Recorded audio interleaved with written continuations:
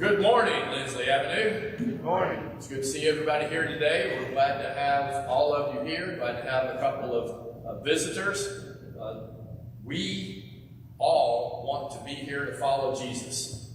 And if that's in your heart, then you're in the right place, because that's all we're really trying to do. We did put out last week, and it was mentioned by Jeff, prayer cards. Really, they're note cards. There are some nicer looking blue cards kind of on the pew in front of you. And we had a few people write in some prayer requests last week. If there's something on your heart that you want us to take to God at the closing prayer, scribble something. If it's private, you don't want your name mentioned, just say that. I'll be reading them, so I'll do my best to respect that. My default will be not to mention who it's from, but if you want me to say, tell everybody I'm having a tough time, or pray for me, I got a doctor appointment, whatever it is. If something is on your mind and you would like for us to pray with you, please scribble it and put it in the wicker basket when the collection is made. We'll separate them out, and we'll happily go to prayer, to God in prayer for you. All of us need prayer all the time, so I really like the fact that we're now trying to make that just a normal part of our services here at Lindsley Ave. Glad those of you at Knowles are with us again.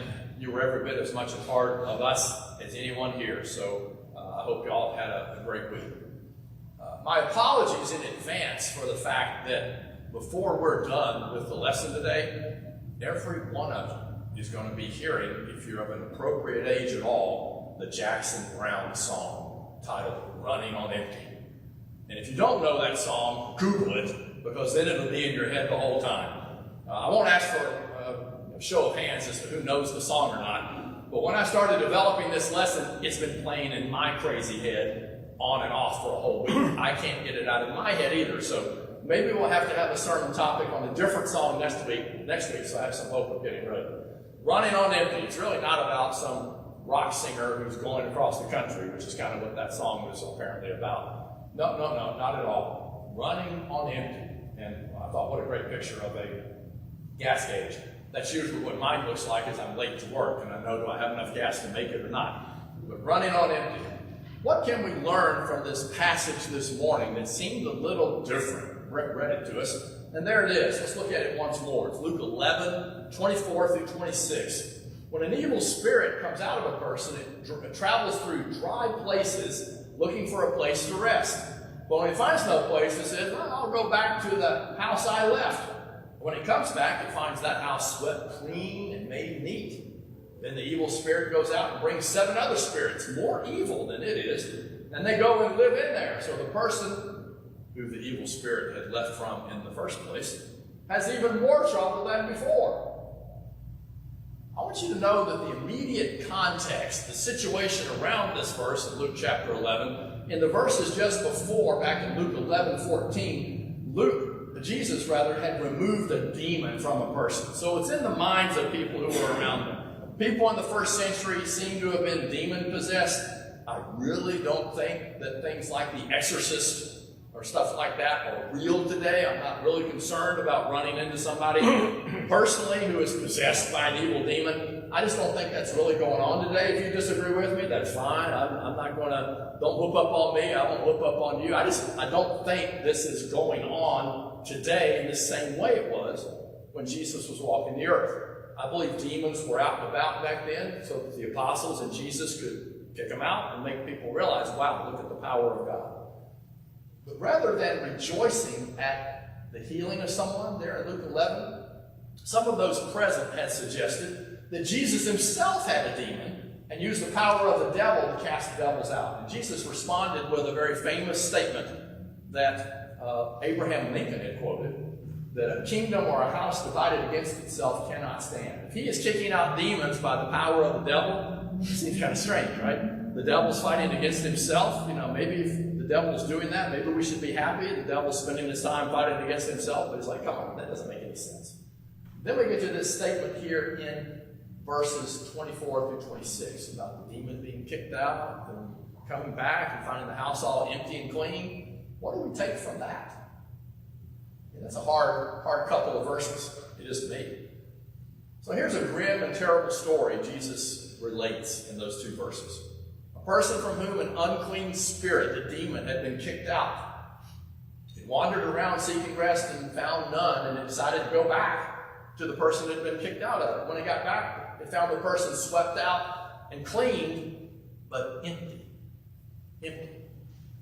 So the spirit went and collected 7 other spirits, right? More evil than itself, whatever that means.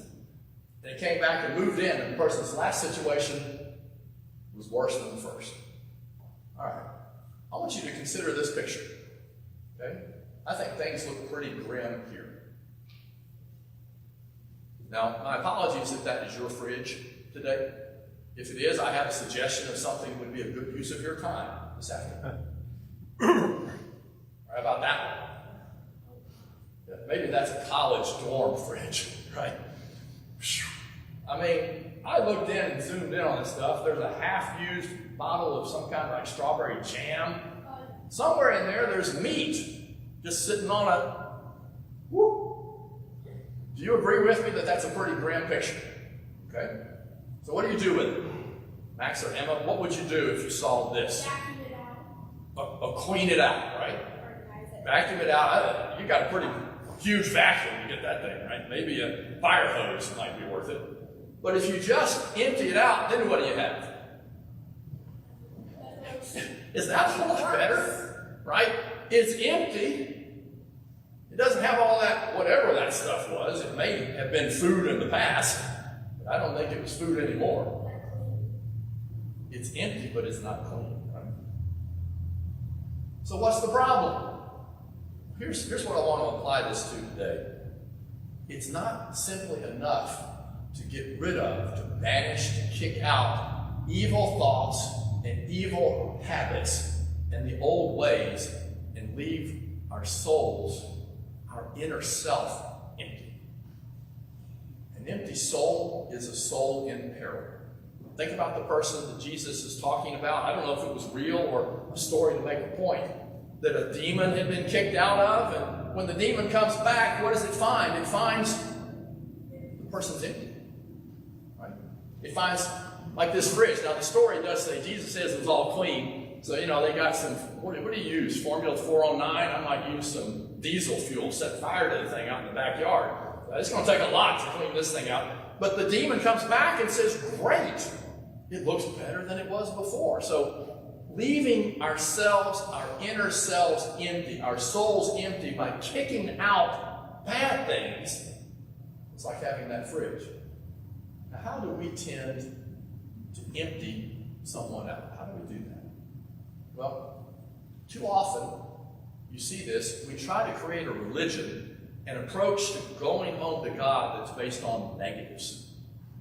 If we only focus on things like this, do not steal, do not lie, do not envy, do not hate, we've really just tried to empty the fridge. I'll tell you right now, you cannot go home to God simply by emptying the fridge. Right? If I learn about God, if I realize I need to get closer to God, and all I do if I have a problem with lying is I stop lying, it's great. I'm ready. Well, the fridge is empty, and that's not the way we go home to God. Now, it has to be clean and restocked. You can't leave it empty. That's really what you hope, right? After a good scrubbing with Formula 409 or Windex or whatever, if I'm a guy's doing this, it's whatever he can find, right? Lemon Pledge, maybe. I don't know. You find something to spray on it. It's going to smell good anyway. That's the way it needs to be. So, on the left side of the screen, I want to argue that's the way some people seem to approach religion. Some people seem to approach God by simply trying to get rid of the bad stuff. I got a problem with my temper. Right? I won't lose my temper anymore. I got a problem chasing men or chasing women. I won't do that anymore. But if you just get rid and focus on negatives, then the fridge is empty and it's not filled with anything. You can't simply empty somebody to heaven. You can't do it. It is true, don't get me wrong, it is true, we need to get rid of our sinful, evil ways. I mean, God's pretty specific, saying, don't lie anymore. I need to do that, right? But you have to fill the empty space left behind when you get rid of the negative things, get rid of the sinful ways, get rid of the hurtful, hateful things that we had been doing. You have to fill it with good things. Here comes another picture. It's not quite as gruesome as the first one. Consider this flower garden right here. That, believe it or not, that is a picture of a flower garden. What's the problem with that? Yeah? Too many weeds, right? In fact, maybe there's one flower over there. That's a pink. Although it could be a thistle. Thistles are pink or purple. But that's hard. That's my flower garden. That's like my front yard sometimes in the past. You can't simply pull out the weeds either. If I pulled out all the weeds of this, what would be left? Dirt and maybe that one pink thing, right? What's going to happen? First of all, weeds are going to come back. But just pull out the weeds. Sooner or later, the weeds are going to come back. So that's a problem. If I just empty the fridge, if I just empty my soul of my evil habits, what's probably going to happen? They'll slowly seep back in. The prettiest gardens, that's not mine. The prettiest gardens often are so full of flowers, there's no room for weeds. There's no room for anything else to come in. You can't simply pull the weeds. You've got to fill the garden until the space is full. So I want you to think again about this idea of running on empty. We will never, I don't use never very often, but I'm going to here. We will never become good by not doing things. Does that make sense? Understand what I'm saying? Just because I don't lie doesn't mean I become good. Just because I don't steal doesn't mean I become good. Not being evil doesn't make you good. You're simply not evil. The best way to avoid evil is by doing good. The best way to not have the fridge that's the nightmare on Fridge Street or something, right, is to clean it out and put good things in there. Let's have a cheesecake. Let's have a roast. Let's have whatever Robbie made today, which was fabulous. Fill it with good things. Otherwise, from a personal perspective, I'm just an empty fridge. I want you to consider what Paul says right here. We do need to get rid of these bad, evil things, but you cannot empty somebody to heaven. You've got to fill them with good things. Right, so here you go. Colossians 3. He does say, notice how he starts off, so put all evil things out of your life. You do need to empty the fridge. Put all these evil things out of your life. What? Sexual sinning. That's broad. It's meant to be very broad. Get rid of it. If you question, is this sexual sinning? Just to conclude, it probably is. Okay?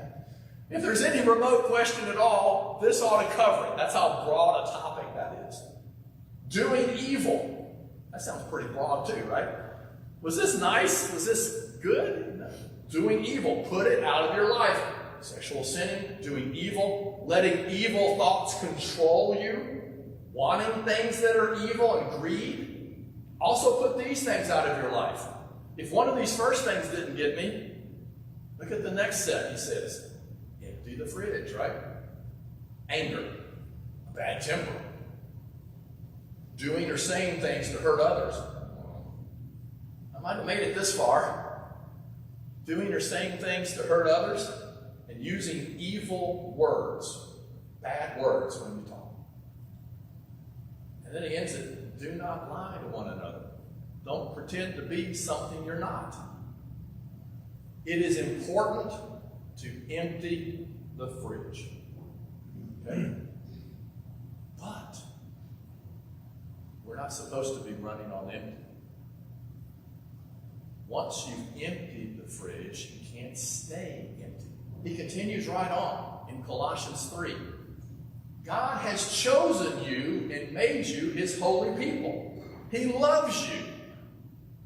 So you should always clothe yourselves with, here's the stuff that needs to go in the fridge.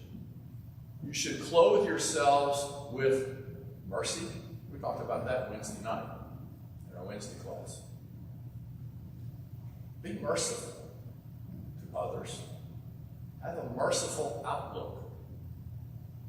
I want God to be merciful to me. That isn't going to happen unless I am merciful to other people. Clothe yourselves with mercy, kindness. 2 choices. If you can't tell ahead of time which choice to make, ask, is one kinder than the other, and choose that one. Humility. That's all part of you're more important than I am. You're more important than I am. Remember, God first, others second. I'm at the bottom. Humility.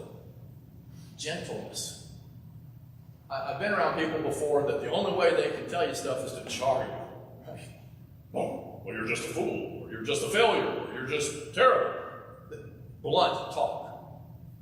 Okay, in a work environment, I know sometimes maybe you're trying to shock a person to do better. Outside of a work environment where you're a subordinate and a superior or whatever, outside of it, look for a way to be gentle and kind and to be patient. The fridge may be empty. I need to find a way to squeeze that in. Be patient. And I think when we lose patience with somebody, again, we're out of order here. God, others, me. I've tried to put me on a higher shelf in the fridge than the other people. Bear with one another. Some translations say put up with one another. Some of you do a great job of putting up with me. Put up with one another. Forgive each other. Forgive each other. Kind of goes along with showing mercy. Do I want God to forgive me? I need to forgive other people. If someone does wrong to you, forgive that person. Why? Why should I forgive Billy Bob? Why should I forgive this person? Because the Lord forgave you. Even more than all this, and this is really the ribbon around the fridge, if you will, clothe yourselves in love. Clothe yourselves in love. So, question this morning. It's a very simple question. Are you running on empty? Have you been focusing on getting rid of behaviors that you've heard God doesn't want? But have you been trying to run your life with simply an empty fridge, even if it's cleaned out? If so, you need to come home to God and start filling your life with all these good qualities that come from the Spirit living within us. Only you and God know whether your life is running on empty or not. If you understand who God is, if you know what Jesus did for you, he said to turn away from living for yourself, repent, the fancy word for that, and then to die to your old ways by being buried in water so that he will forgive your sins. If you've done that and you're still kind of running on empty, that's what prayer is all about. Pray to God to ask forgiveness for things in the past and strength to do better tomorrow. God doesn't care what you did yesterday. He cares what you do right now. So the message today is, please, if there's some way we can help, come home to God today. No joy. Fill your fridge. As together we stand and sing.